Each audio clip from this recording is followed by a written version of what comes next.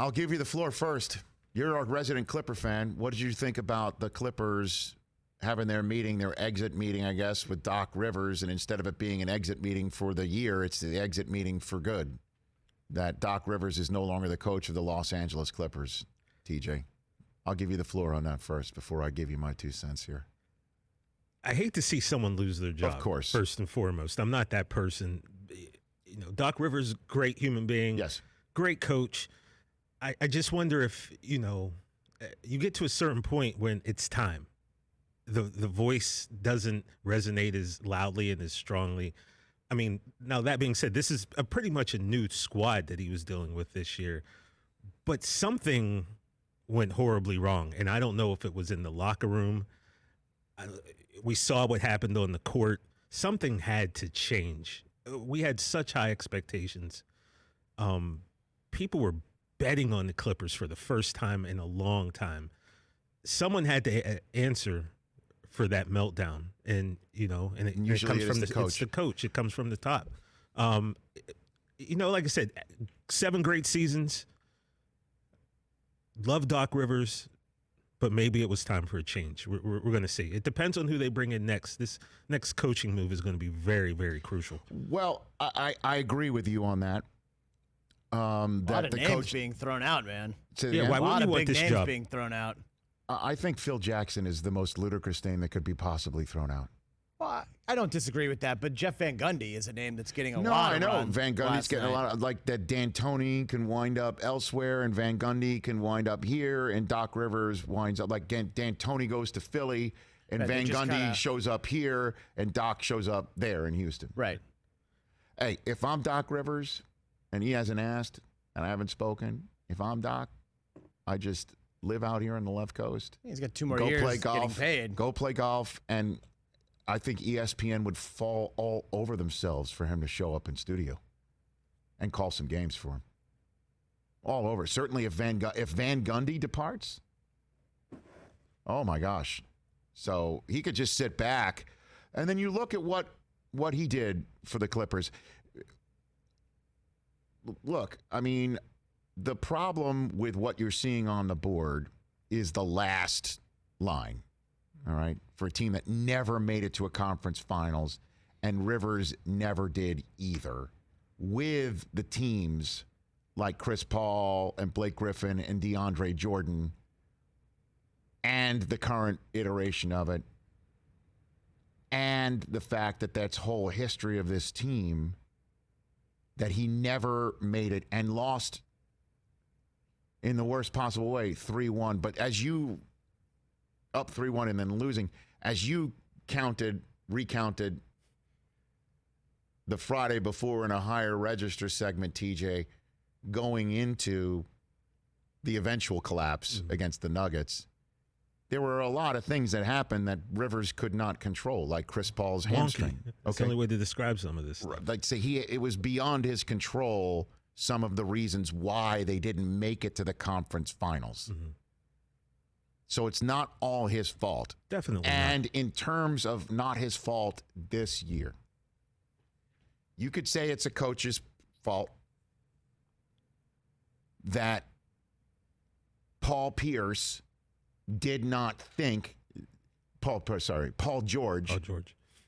that Paul George did not think, I'm sorry, I'm misconstruing the doc runs. The docs and the Pauls. You could blame the coach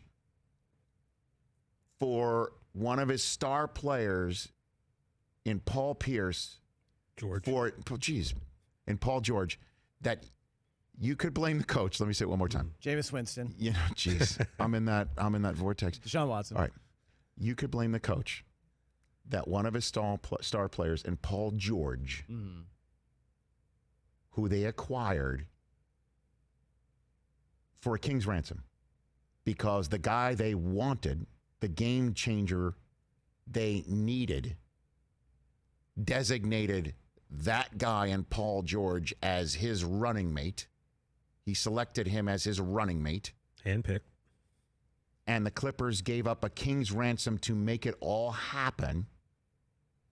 And Doc Rivers was the guy sitting up at his spot on the beach in Malibu, as he recounted when he was here and other places. he was the one who put it all together, helped put it all together and convince everybody, let's do this thing.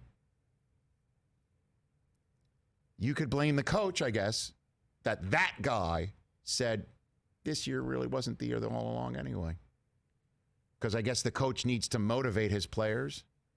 And to me, Doc has never been his lack of a motivator.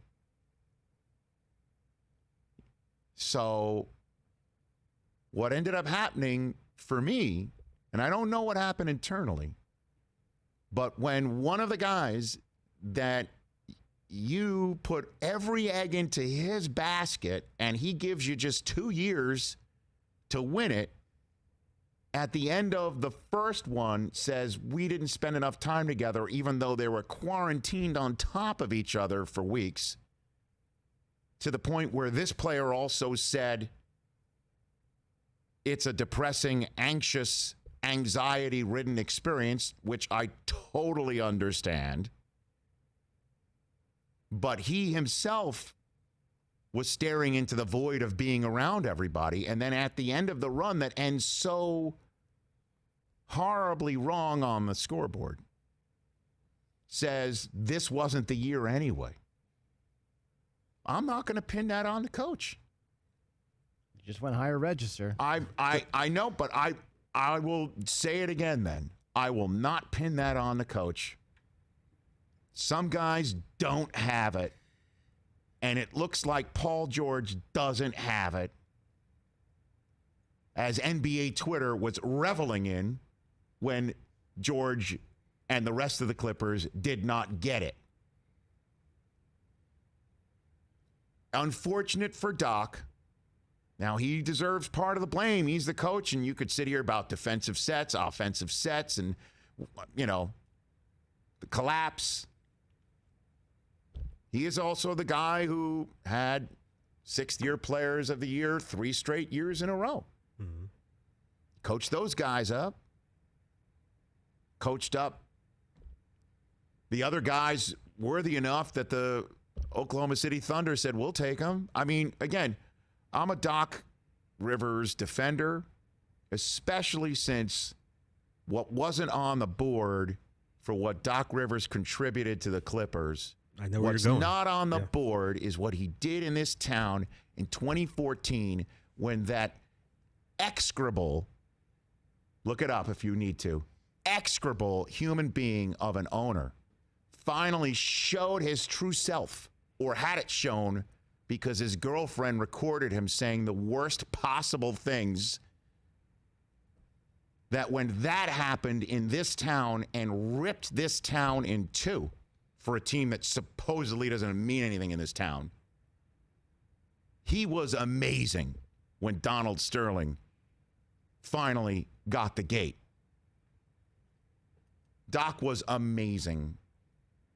That's not on any stat sheet, wins, losses, or anything else. His leadership in this town, also his leadership in the bubble when he was talking about what was going on in the world. For sure. His leadership in the league. I hope whatever he wants to do, he's going to still stick with the league. But he's got a big leadership role in this league, and I hope somebody, if he wants to coach, somebody will give it to him. And if he wants to be on the air, as Al Michaels will tell you, when he was calling games with him when Al did the NBA, this is one of his favorite human beings on the planet and broadcasters to broadcast with. And this is a guy who sits next to the Rolls Royce and Chris Collinsworth after he sat next to John Madden. So he kind of knows that. So Doc has set whatever he'd like to do, and I hope he gets to do whatever he wants to do, because he, like you as a fan of the Clippers, deserved better. I was surprised by this. Good luck to them to find somebody who can do everything that Doc did and hopefully get him past that hump.